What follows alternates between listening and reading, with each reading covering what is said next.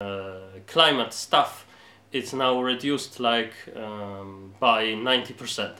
For instance, there was planned in Poland, there was planned a huge ecological event with the participation of the heads of state and so on, but neither Mr. Trump nor Mr. Putin nor Angela Merkel nor Mr. Macron, the president of France, they didn't show up, so basically no media's interest in this event, of course, and so on. So we saw also how the political repercussions, how the climate change quarrel could manifestate in the political sphere.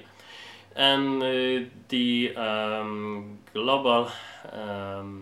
climate change skeptics would say that the most changes are caused by the cyclical activities growth and decrease of the activity of the sun, and it could be easily observed and easily determined by the NASA, for instance, but somehow NASA is not doing it. Instead, NASA is pushing for the global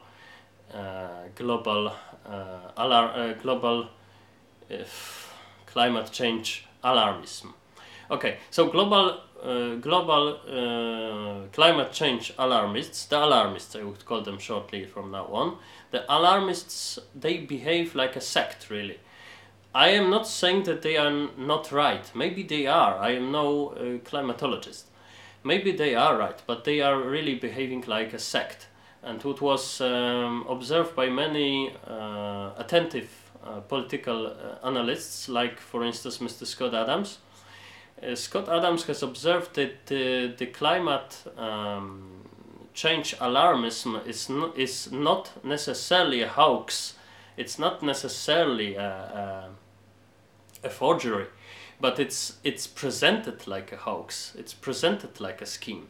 It's presented in a very in a way that is not really sincere.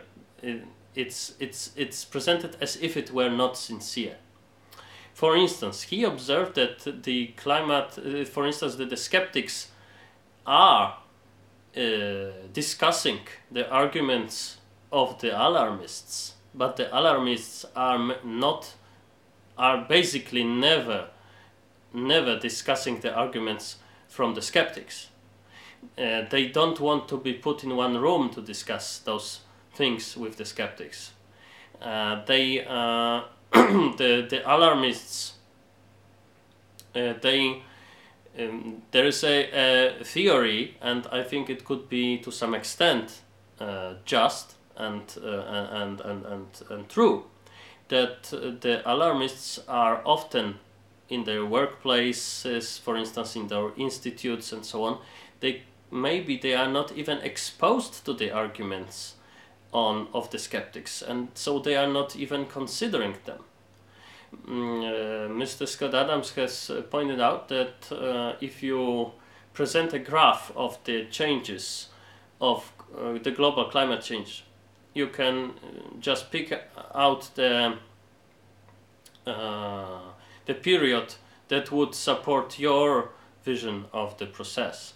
It's similar. For instance, there was a climate growth from, I don't know, year 2000 to 2020, for instance, and then you would pick just there was I am now just for the sake of argument. For instance, you have 10 years of the constant growth of the climate, a constant increase of the global temperature. So you pick this graph, but if you include some previous years, that you would have some more stable situation, or maybe even decrease. So in the same way, Mr. Scott Adams observed that